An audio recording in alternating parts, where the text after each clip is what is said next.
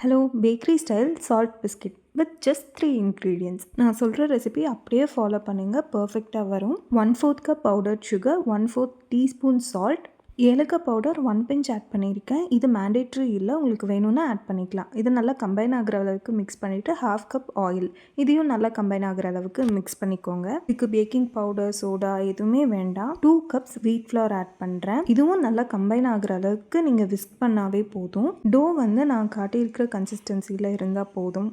சால்ட்டுமே நான் சொல்லியிருக்கிற அளவு போட்டாவே ரொம்ப பர்ஃபெக்டாக வரும். இப்போ இந்த டோவை பட்டர் ஷீட்டில் ட்ரான்ஸ்ஃபர் பண்ணிவிட்டு நீங்கள் மெதுவாக ப்ரெஷர் பண்ணி எடுத்தால் கூட போதும். நான் ரோலிங் பின் வச்சு ப்ரெஷர் பண்ணி எடுத்திருக்கேன்.